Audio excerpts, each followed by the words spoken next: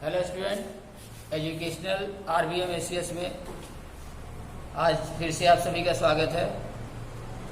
हम ईश्वर से हमेशा प्रार्थना करते हैं कि आप लोग सफलता प्राप्त करें, आपकी मनोकामना पूर्ण हो और इसके लिए हम लगातार प्रयासरत हैं।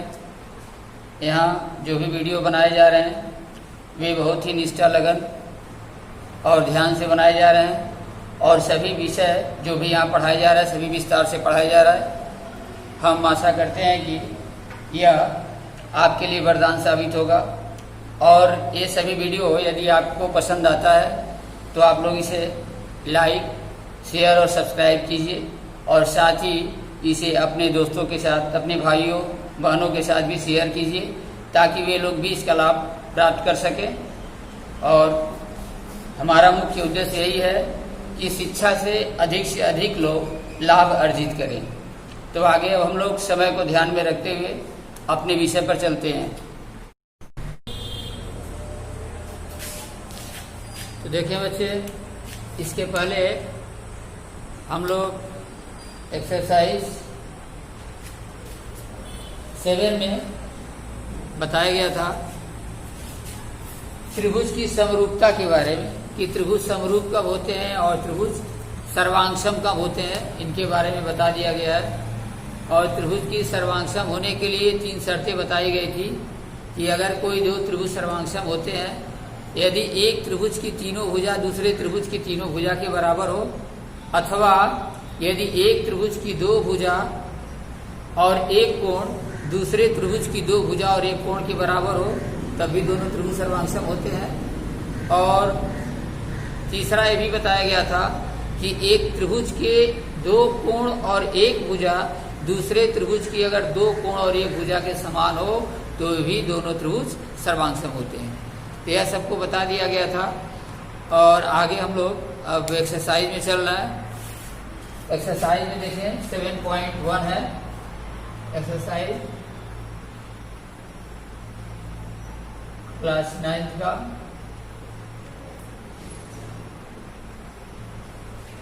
एक्सरसाइज है 7.1। क्वेश्चन को तो सब लोग पहले बारीकी से पढ़ा करें। जो भी क्वेश्चंस बुक में दिए जाते हैं सभी क्वेश्चन को पहले बारीकी से पढ़े, 1 बार 2 बार पहले अच्छी तरह से उसको पढ़ा जाए, उसको समझें, उसके बाद उसका जो है सॉल्यूशन निकालें। क्योंकि सबसे पहले क्वेश्चन का स्टेटमेंट और क्वेश्चन की भाषा, उसका अर्थ पहले समझ में आना चाहिए कि क्वेश्चन में क्या पूछा जा रहा है। ठीक है, तो क्वेश्चन में सबसे पहले देखे दिया है कि इस क्वेश्चन में एक चतुर्भुज है ABCD जिसमें AC बराबर AD है और AB कोण A को समद्विभाजित करता है। तो दिखाना है कि त्रिभुज ABC सर्वांगसम त्रिभुज ABD। BC और BD के बारे में आप क्या कह सकते हैं, ये पूछा है कि BC और BD के बारे में आप क्या बता सकते हैं। तो देखिए इसमें क्या दिया, क्वेश्चन 7.1 में दिया है एक चतुर्भुज ABCD है। एक चतुर्भुज बनाया गया है ABCD।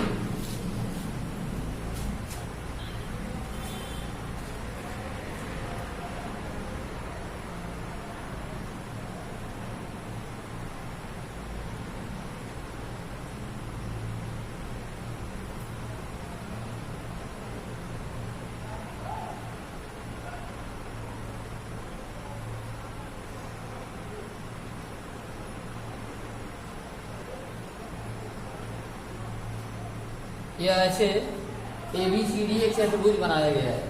ठीक है, और इस चतुर्भुज में देखिए क्या दिया है AC बराबर AD। यह भुजा AC, भुजा AC दिख रही होगी, यह भुजा AC AD के बराबर। ठीक है, और दूसरा दिया है कोण CAB, यह कोण बराबर है कोण DAB के बराबर है। यहाँ दिया है AB रेखा जो है कोण CAD को समद्विभाजित करती है। तो जब समद्विभाजित करेगी, यह जो AB रेखा है यह CAD को जब समद्विभाजित करती है तो CAB और DAB ये दोनों आपस में समान होंगे। ठीक है, ये भी हमें पता है। तो हमें दिखाना है कि त्रिभुज ABC जो है त्रिभुज ABD के सर्वांगसम है। ऊपर वाला त्रिभुज और नीचे वाला ये दोनों त्रिभुज बराबर सर्वांशम है, ये हमें प्रदर्शित करना है। और साथ ही इसमें पूछा है कि BC और BD में क्या संबंध है, ये हमें बताना है। ठीक है, तो क्वेश्चन को तो सबसे पहले देखें ध्यान से, क्या दिया है क्वेश्चन में, दिखाई दे रहा होगा सबको। यहाँ A, B, C और D ऐसे एक चतुर्भुज बना हुआ दिखाई दे रहा है। और इसमें क्या दिखाई दे रहा है, फिर क्या कह रहा है कि इस दिए गए चतुर्भुज में यह AC इस AD के बराबर है और AB रेखा कोण CAD को समविभाजित करती है। तो समविभाजित जब करेगी तो यहाँ का कोण CAB और यह कोण BAD ये दोनों आपस में समान होंगे। तो हमें प्रमाणित करना है, हमें सत्यापित करना है कि त्रिभुज ACB और त्रिभुज ADB दोनों क्या है, सर्वांशम है। ठीक है, तो क्या करते हैं, सबसे पहले जो दिया है लिख देते हैं। चतुर्भुज ABCD में जो दिया गया है उसे लिख लें। दिया गया है कि ABCD एक चतुर्भुज है। ABCD एक चतुर्भुज है।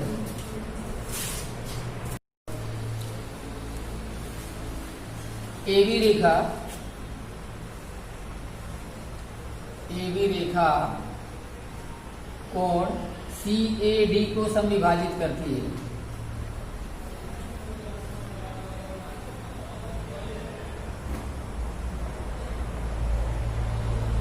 समविभाजित करती है।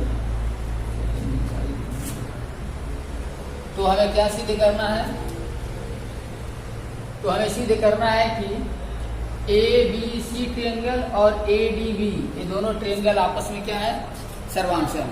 ठीक है, तो उत्पत्ति में क्या करते हैं, जब यह रेखा समविभाजित करती है तो हमको मालूम है कि कोण CAB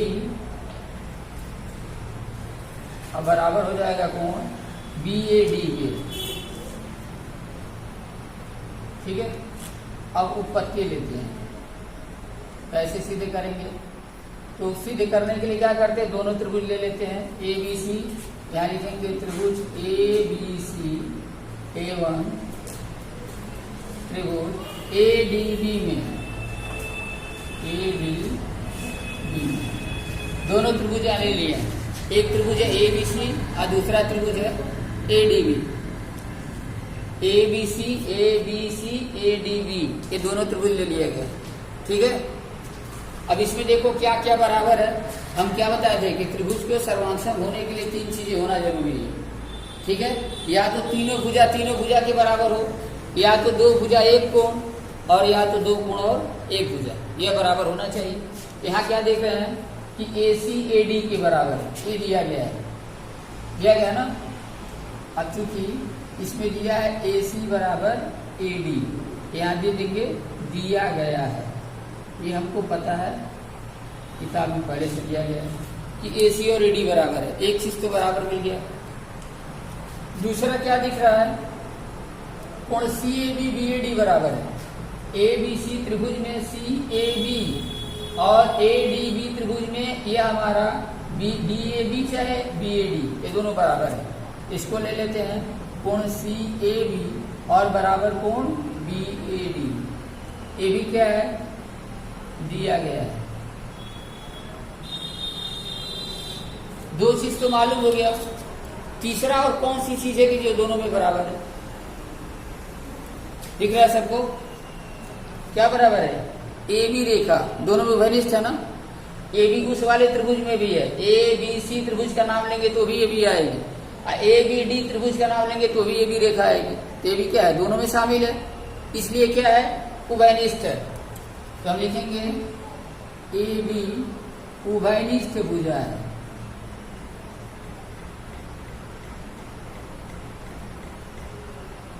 उभयनिष्ठ भुजा है। यहाँ देखें AB साइड है, A एंगल है, A साइड है, यस यस वाला नियम है, यानी दो भुजा और एक कोण बराबर है, इसलिए दोनों त्रिभुज क्या है, सर्वांशम है। इसलिए यहाँ कह सकते हैं कि ट्रायंगल ABC सर्वांशम तो एंगल क्या हो जाएगा, ए बी डी, अच्छा ए डी बी, कोई भी नाम, चाहे ए डी बी कहे चाहे ए बी डी कहे, यही हमें क्या करना था, एक प्रूफ करना था। तो ये तो हमारा प्रूफ हो गया। दूसरा पूछा क्या है, पूछा है कि बीसी और बीडी के बारे में आप क्या कर सकते हैं। बीसी और बीडी, देखिए यहाँ पर बीसी यहाँ पर बना है और बीडी यहाँ पर बना है, इन दोनों के बारे में क्या कर सकते हैं। तो जब दोनों सर्वांगसम है, सर्वांगसम का मतलब इसके सभी अंग समान है, तो जिस स्थिति में यदि सभी अंग समान है तो कोण के बराबर यहाँ कोण होगा और भुजा के बराबर भुजा होगी, इसलिए बीसी बराबर होगा बीडी। इसलिए यहाँ कह सकते हैं कि बीसी बराबर बीडी, ये हमारा संबंध है।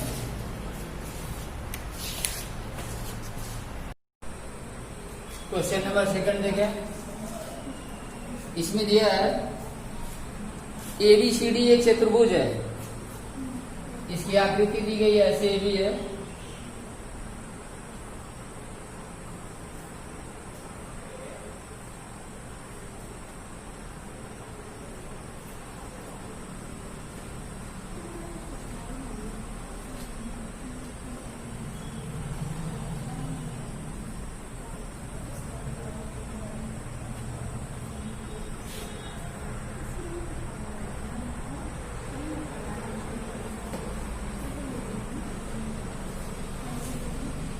देखें फिगर ए दिया गया है, ABCD एक चतुर्भुज दिया गया है जिसमें AD बराबर BC है।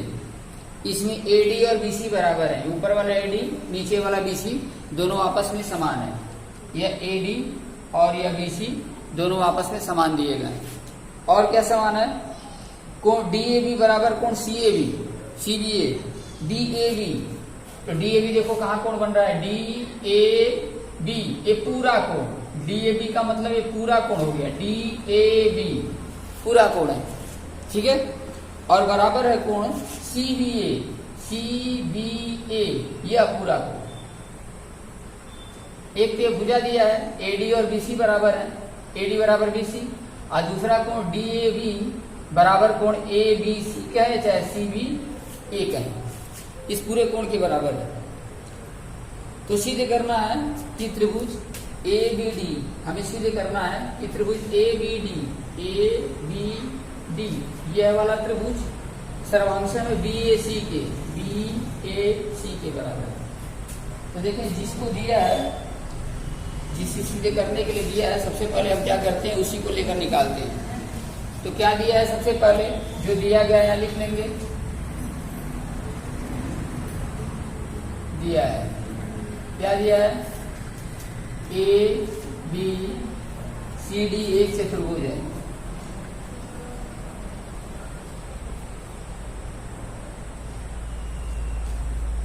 ABCD एक चतुर्भुज है और इसमें दिया है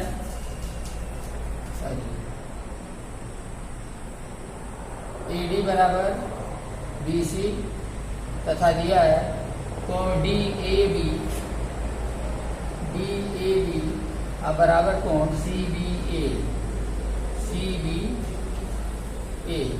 यह दिया गया है। अब उत्पत्ति देखें, फिर हम उत्पत्ति को लेके चलते हैं। उत्पत्ति में हमें लेना है ABD और BAC, इन्हीं दोनों त्रिभुज को सर्वांशम करना है, तो उसी को लेंगे। त्रिभुज ABD तथा त्रिभुज BAC में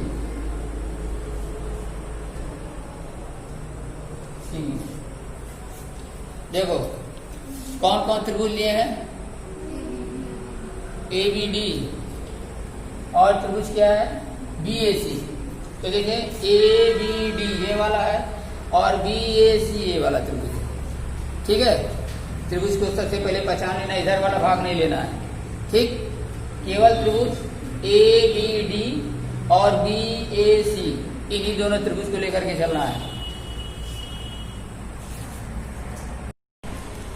क्या क्या बराबर है, सबसे पहले AD बराबर BC, यहाँ लिख लेंगे दिया है। दूसरा कोण डी ए बी बराबर कोण सी बी ए ये बराबर है। ठीक है। और तीसरा देखो क्या इसमें बराबर मिल रहा है, यह भुजा ए बी उभयनिष्ठ है, ए बी उभयनिष्ठ भुजा है।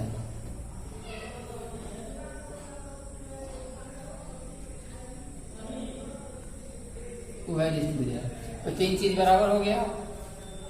इसीलिए हम कह सकते हैं कि त्रिभुज ए बी डी यह सर्वांशम होगा त्रिभुज बी ए सी के। किस रूप से अगर पूछा जाए तो यहाँ किनारे लिख सकते हो एस ए एस से, माने साइड एंगल साइड से। ठीक है ना। तो ये चीज हमारा पहला एक हमारा प्रूफ हो गया। अब दूसरा देखें, इसी में दिया है कि BD बराबर AC भी सीधे करना है। अब यहाँ देखो BD बराबर AC सीधे करना है। BD कौन सी भुजा है? AC हमारी ये भुजा है। तो जब ये दोनों त्रिभुज सर्वांशम है तो सर्वांशम का मतलब क्या है कि कोण के बराबर कोण और भुजा के बराबर भुजा। तो यहाँ पर क्या हो जाएगा, BD बराबर AC। जब दोनों त्रिभुज सर्वांशम है इसलिए कह सकते हैं कि BD बराबर AC। और क्या दिया है, कोण ABD। तो कोण ABD हम त्रिभुज ABD को ही लिए थे, तो ABD में यह कोण जो है त्रिभुज कोण ABD और बराबर हमें क्या सिद्ध करना है, BAC। इधर वाला कोण ABD, ये वाला कोण BAC इस वाले कोण के बराबर है। ठीक है। इसलिए कोण ABD बराबर कोण BAC। यह क्यों दोनों बराबर है, क्योंकि हम यहाँ सीधे कर चुके हैं कि ये दोनों त्रिभुज सर्वांशम है। जब सर्वांशम है तो कोण के बराबर कोण और भुजा के बराबर भुजा होगी। एक बार फिर से इसको देख लें क्या दिया है इसमें। सबसे पहले तो यह देखना है हमें दिया क्या गया है, दिया गया है कि ABCD एक चतुर्भुज है। यहाँ ABCD एक चतुर्भुज दिया गया है जिसमें यह भुजा AD और यह भुजा BC, ये दोनों आपस में बराबर है, ऊपर नीचे वाला। और क्या बराबर है, DAB CBA के बराबर है। देखिए DAB ये पूरा का पूरा कोण, ठीक है, और CBA इस पूरे कोण के बराबर है। यह हमें मालूम है, इस पूरे कोण के बराबर है। आई बात समझ में। यहाँ क्या किया गया, उत्पत्ति में ABD को लिया गया है। ABD देखिए कौन सा भाग है, यहां तक D है, AB वाली रेखा है, और यहां से यहां तक ये वाला त्रिभुज दिया गया ABD। ये पहला त्रिभुज है। ठीक है, कौन सा त्रिभुज लिया है। दूसरा दिया है BAC, तो BAC कौन सा है, BAC। तो इसमें देखिए एक भुजा तो ही रहेगा, दूसरा भुजा हमारी यह है और तीसरी भुजा हमारी यह है। ठीक है, ये हम दूसरा त्रिभुज लिए। अब इन दोनों में क्या क्या बराबर है पहले वही लिखना है। तो AD बराबर BC, ये तो दिया ही गया है, ऊपर वाली भुजा नीचे वाली भुजा दोनों त्रिभुज की बराबर है। DAB और DAB वाला जो कोण है ये पूरा, यह CBA ये पूरे कोण के बराबर है, ये भी दिया गया है। ये भी क्या है, यहाँ लिख सकते हैं कि दिया है, ये भी दिया गया है। ठीक है। और AB उभयनिष्ठ भुजा है, यह भुजा AB है, D नहीं AB है। AB क्या है, उभयनिष्ठ भुजा है। तो इसमें भी क्या हुआ, साइड एंगल साइड। तो ABD और BAC दोनों त्रिभुज क्या होगा, सर्वांशम होगा। ठीक है। अगर त्रिभुज दो सर्वांशम होते हैं तो सर्वांशम होने का मतलब क्या है कि भुजा के बराबर भुजा और कोण के बराबर कोण। तो भुजा कौन कौन सी है, अब देखें। अब इसमें BDAC निकालना है, तो देखो इसमें AC वाली है भुजा है और BD वाली है भुजा। त्रिभुज तो वही लिए थे, पहले वाली त्रिभुज में भुजा AB उभयनिष्ठ हो गई, AD हो गई BC के बराबर। तो यहाँ पर BD किसके बराबर होगा, AC के बराबर होगा। ठीक है। ये हमारा सिद्ध हो गया। दूसरा क्या है, कोण एबीडी। तो देखिए कोण एबीडी, ए वाली रेखा एबीडी, इसका इतना कोण एबीडी है, ठीक है। और कोण बीएसी, बीएसी इसका यह कोण, ये भी क्या होगा, बराबर। क्यों बराबर होगा, क्योंकि देखिए भुजा के बराबर ये भुजा, ये कोण है हमारा, माने दो भुजा तीनों भुजा के बराबर है, ठीक है। तो ये भी तो तीनों भुजा के बराबर है। तो जब तीनों भुजा के बराबर करने का मतलब क्या है कि ये दोनों त्रिभुज क्या होंगे, सर्वांक्षम होंगे। और जब सर्वांक्षम होंगे तो इसका यह कोण जो है इस कोण के भी क्या होगा, बराबर होगा, ठीक है। तो ये दोनों त्रिभुज के सर्वांक्षम होने के नाते इनके कोण के बराबर कोण होगा और भुजा के बराबर भुजा होगा। इसमें देखें क्वेश्चन नंबर 3 में दिया है ए बी एक रेखाखंड है। ए बी रेखाखंड देखें किताब में, बुक में ऐसे एक रेखाखंड बना है और इसका नाम है ए बी। यहाँ पर ए है और यहाँ पर बी है। और इस ए बी रेखाखंड पर बीसी और एडी और बीसी दो बराबर लंब रेखाखंड है। यहाँ बना है एडी और यहाँ बना है बीसी, ये दो बराबर लंब रेखाखंड है। लंब रेखाखंड कहने का मतलब क्या है कि यहाँ भी 90 का कोण बनाते हैं और यहाँ भी 90 का एंगल बनता है, यानी 90 का कोण दोनों जगह बन रहा है, ठीक है। अब इसमें कह रहा है कि दिखाना है कि सीडी रेखाखंड एबी को विभाजित करता है। सीडी यानी यहाँ से सी डी को अगर मिलाया जाए ऐसे, इसमें दिखाना है कि सीडी को अगर हम लोग मिलाते हैं तो एबी के मध्य बिंदु से होकर के जाता है। एबी के मध्य बिंदु से होकर के जाता है और यह बिंदु क्या है, ओ है, यहाँ पर निरूपित किया गया है। तो यहाँ सिद्ध करना है कि सीडी रेखाखंड जो है यह एबी का क्या है, समद्विभाजक है। अर्थात ओ बिंदु जो है एबी के मध्य में स्थित है, ये हमको सिद्ध करना है। तो एक ओ बिंदु यदि एबी के मध्य में स्थित है, यही हमको सिद्ध करना है। अर्थात यहाँ पर ओ बी और ओ ए दोनों क्या है, बराबर है, ठीक है। अब देखिए कैसे सिद्ध करना है। सबसे पहले इसको अपने स्टेटमेंट सबको लिखना है, हम केवल बता दे रहे हैं कैसे क्या करना है, ठीक है। इसमें करना क्या है, ट्रायंगल ओ बी सी और ट्रायंगल ओ डी ए को ले लेना है। दोनों ट्रायंगल को ओ बी सी और यह भी है ओ बी सी और ट्रायंगल ओ डी ए को ले लेते हैं। ओ डी ए में इन दोनों ट्रायंगल को ले लेते हैं, ठीक है।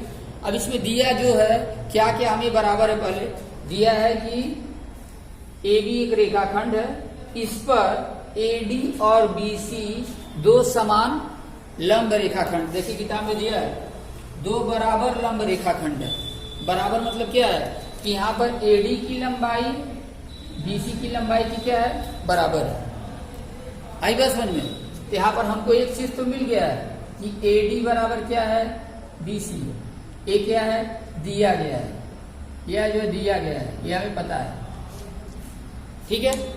पहले ऊपर लिख लेना है, तो ये जैसे सॉल्यूशन उसका ही बता रहा है, लेकिन सबसे पहले ऊपर स्टेटमेंट में लिख लेना है जो जो हमें दिया गया है। क्या दिया गया है, ए बी एक रेखाखंड है, ए डी और बी सी दो समान लंब रेखाखंड है, सी डी को मिलाया गया है। तो सिद्ध करना है कि C D Rekha A B का समद्विभाजक होगी, अर्थात उसको दो बराबर भागों में विभाजित करेगी, ठीक है। तो समद्विभाजक होने का मतलब क्या है कि हमको सिद्ध करना है कि ओ बी बराबर ओ ए, हमको यही सिद्ध करना है। तो इसमें हम दोनों त्रिभुज को ले लेते हैं, त्रिभुज का सर्वांक्षम करेंगे। सर्वांक्षम होने का जो नियम है कि दो भुजा एक कोण, चाहे दो कोण एक भुजा या तीनों भुजा के बराबर हो तभी सर्वांक्षम होगा। तो इस रूल को हम फॉलो करते हुए आगे चलते हैं। यहाँ पर देखो एडी बराबर बीसी, ये दिया गया, एडी बीसी दोनों बराबर है, हमको पता है। और क्या पता है, दोनों लंब रेखाखंड है, तो कोण डी ए ओ, अच्छा है O A D, angle O A D बराबर angle O B C, O B C, ये दोनों क्या है, बराबर हैं, कितने के हैं, 90 डिग्री के हैं, ए भी दिया गया है, मालूम है ना, क्योंकि किताब में दिया था रेखाखंड ए बी पर BC और AD दो समान लंब रेखाखंड है। ठीक है, ए बी हमको दो चीज मालूम हो गया, दिया गया। अब देखें, दो चीज तो मिल गया हमको मालूम है, लेकिन अब तीसरा क्या चीज बराबर हो सकता है कि दोनों ट्रायंगल जो है सर्वांगसम हो जाए। तीसरा और क्या चीज बराबर हो सकता है कि दोनों ट्रायंगल आपस में समान हो जाएं।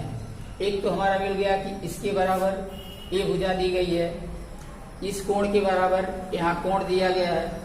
ठीक है, और क्या चीज हमको बराबर मिल सकता है? जब तक हमारा 3 नहीं होगा तब तक हम सर्वांगसम नहीं कर सकते।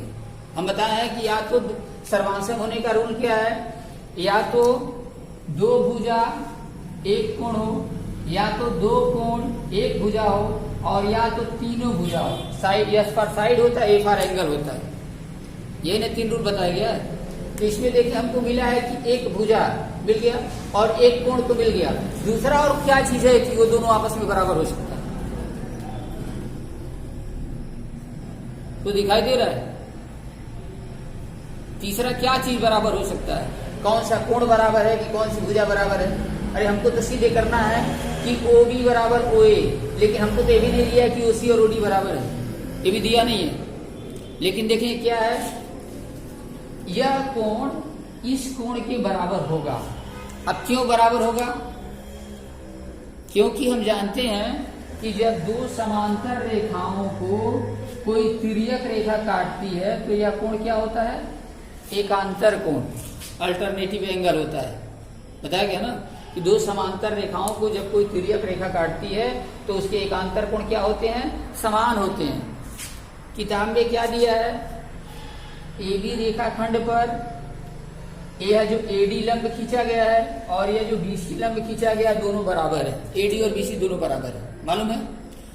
और एक रेखा पर ध्यान देना है, क्वेश्चन जैसे इससे पहले 8th में भी सब लोग पढ़े होंगे, प्रमेय में दिया होगा कि एक रेखा पर दो लंब रेखाएं परस्पर समांतर होती हैं। एक प्रमेय है, अगर किसी रेखा के ऊपर, जैसे कि मान लो एक रेखा ऐसे दी गई है, यह AB है, अब इस पर मान लो हम यहाँ पर एक लंब बना दें और एक यहाँ पर भी लंब रेखा खींचती, ठीक है, यह वाला हमारा AD है, ये वाला हमारा BC है। तो एक ही रेखा पर दो लंब रेखाएं अगर खींची जाए, ये प्रमेय है कि एक रेखा पर दो लंब रेखाएं परस्पर समांतर होती हैं। एक रेखा के ऊपर अगर दो लंब रेखा डाल दिया जाए तो दोनों रेखाएं क्या होंगी? आपस में समांतर होंगी। आगे बात समझ में? तो यहाँ हमारा क्या हुआ कि AD और BC समांतर है। यही रेखा मान लो अगर इधर न खींच करके इधर भी लंब डाल दिया जाए तो भी बात एक ही है ना, तो भी तो समांतर हुई।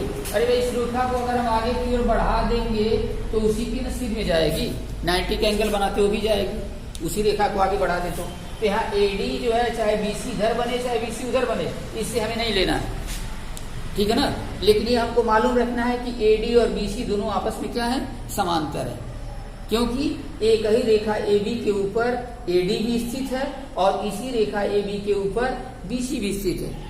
तो जब एक ही रेखा पर दो लंब रेखाएं हैं तो दोनों रेखाएं आपस में समांतर है, ठीक है। और ऐसे समांतर हैं कि जितना बड़ा BC है उतना बड़ा AD है, ठीक है। और दो समांतर रेखाओं को जब कोई तिर्यक रेखा काटती है, अब जैसे एक समांतर रेखा का इसका अंतिम छोर, BC का अंतिम छोर C है, AD का अंतिम छोर D है और C से D को मिलाया गया, तो यहाँ पर जो यह एंगल बनेगा, यह एंगल आपस में बराबर होगा क्योंकि समांतर। आगे बात समझ में? खैर, तो 3 चीज तो हमको मालूम हो गया कि नहीं? 3 मालूम है तो सर्वांगसम है। अगर इतना मान लो दिमाग नहीं लगता है कि हाँ ये सर्वांगसम होगा या नहीं होगा, बहुत टेढ़ा है सोचना जो ऐसा, तो ये तो मालूम है कि दो रेखाएं एक दूसरे को प्रतिच्छेद करती हैं तो कौन सा कोण बनता है? शीर्षाभिमुख कोण। ये तो सबको मालूम है, दो रेखाएं अगर एक दूसरे को काटती हैं तो आमने सामने जो कोण बनते हैं, इस कोण को क्या कहती है? शीर्षाभिमुख कोण। ये तो सबको पता है। तो यही देख लो, यहाँ पर AB है और यहाँ पर CD है, एक दूसरे को काट रही है, तो यहाँ कौन सा कोण बनता है? शीर्षाभिमुख कोण। ये भी तो बराबर होगा कि नहीं? अपने आप बराबर हो जाएगा। ये तो स्वाभाविक है कि जब दो रेखाएं ए बी और सी डी एक दूसरे को काटेंगी तो यहाँ पर जो एंगल बनेगा वो दोनों क्या है, शीर्षाभिमुख कोण है, और ये दोनों भी आपस में बराबर हो सकते हैं। अर्थात हम कह सकते हैं कि एंगल BOC बराबर होगा एंगल AOD। क्यों बराबर है, यहाँ लिख देंगे चूंकि यहाँ शीर्षाभिमुख कोण है, शीर्षाभिमुख कोण है, तो जब शीर्षाभिमुख कोण है तो बराबर है। यहाँ क्या हमको मिला, यहाँ साइड एंगल यानी यह डबल ए रूल है, मतलब एक भुजा और दो कोण, या कह सकते हैं डबल एस, कोई भी आगे पीछे ले सकते हैं। यहाँ इस रूल से क्या हमको पता चला कि जब पहले त्रिभुज की एक भुजा और दूसरा दो कोण दूसरे त्रिभुज की एक भुजा और दो कोण के बराबर है, तो यहाँ पर दोनों त्रिभुज OBC सर्वांगसम होगा त्रिभुज ODA की। आज जब सर्वांगसम है तो भुजा के बराबर भुजा और कोण के बराबर कोण होगा। ठीक है, तो देखो इसमें कह रहा है कि अभी तो हमको मालूम हो गया कि ये क्या है, दोनों आपस में सर्वांगसम है, मालूम हो गया। अब सर्वांगसम जब मालूम हो गया तो हमको क्या पता चला कि जब BC इसके बराबर है तो यह है जो हमारा OD होगा ये इसके बराबर होगा, कंफर्म है, होगा ना, क्योंकि सर्वांगसम जब हो जाता है तो ये अपने आप समझ लेना चाहिए। सर्वांगसम होने का मतलब है कि सर्व अंग समान, उसके सारे अंग समान है, एक त्रिभुज का सारा अंग दूसरे त्रिभुज के सारे अंग की क्या है, समान है, तभी तो इसको सर्वांगसम कहते हैं। तो यहाँ पर इस भुजा के बराबर यह है तो इस भुजा के बराबर यह होगा, और OB के बराबर क्या हो जाएगा, OA। तो जब ये सर्वांगसम है तो हम कह सकते हैं कि इसलिए OA बराबर OB। और जब OA बराबर OB होगा तो CD AB का क्या है, समविभाजक है, हो गया ना। जब OA बराबर OB हो गया इसलिए हम कह सकते हैं कि CD रेखा AB का समविभाजक है।